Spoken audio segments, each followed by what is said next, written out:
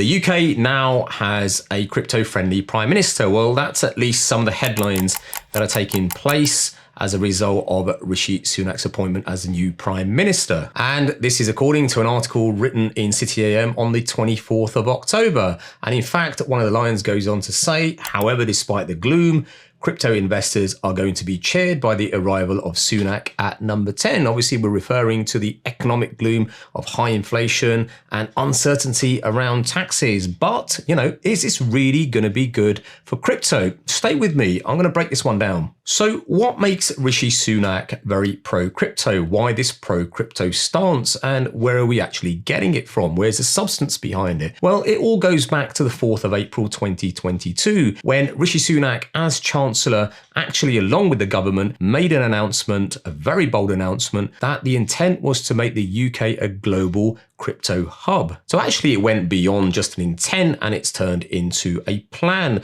which is published, as you can see on screen here, called Government Sets Out Plan to Make UK a Global Crypto Asset Technology Hub. The link's up there if you want to put it into your browser and view. And some of the points that were highlighted is stablecoins to be brought within regulation, paving their way for use in the UK as a recognised form of payment. Does it mean stablecoins will become legal tender? Well, let's wait and see. And also measures include legislating for a financial market infrastructure sandbox to help firms innovate. So to get that balance between innovation and regulation, I think, is the key here. But there's one point in particular that I really want to highlight, and that is this one here: exploring ways of enhancing the competitiveness of the UK tax system to encourage further development of the crypto asset market. Well, what exactly is meant by this? So the tax policy review really relates to DeFi, that's decentralized finance. That is where the government have asked industry and are exploring ways as to how they perhaps could simplify DeFi taxation. And if we think about DeFi taxation at the moment, and HMRC released, as we know, their guidance in February of 2022 on DeFi tax, well, it is a little bit onerous and probably somewhat confusing. Is it even practical? Well, let's take an example. If I'm staking or I'm lending, let's say my Ethereum, a coin or a token into a DeFi protocol in return for a reward, well, that point of me staking or lending it could trigger a taxable event liable to capital gains tax. And this is where things can really get contentious. If I'm lending or staking my coins or tokens to a DeFi protocol and I know I'm going to get them back at a certain point in time, well, have I really lost control of them? Have I really disposed of them? Is that matching the economic reality? Why should I pay a tax? Why should it trigger a tax event at the point I'm actually staking it into another wallet, a DeFi protocol wallet? And that's precisely the discussion that are ongoing when it comes to DeFi taxes at the moment. HMRC have actually issued what's called a call for evidence into industry in light of the objectives and principles that they've set out below.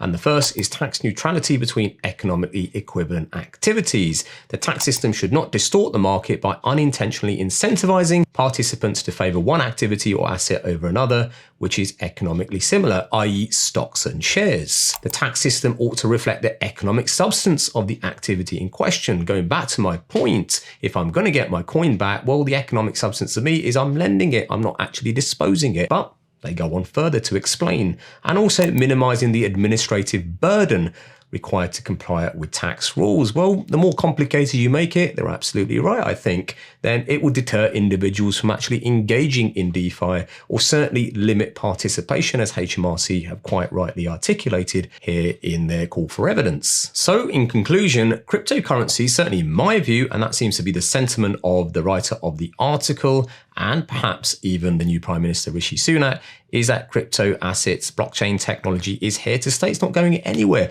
and it could be a major part of our lives with mass adoption yet to come. So the whole tax framework is an important part of it, and the more we can simplify it to make it more economically realistic, the better it is for us all. I hope you've enjoyed this video and it's added you a little bit of value. As always, please like, subscribe, bell notification icon is always useful. And until the next video, please keep well.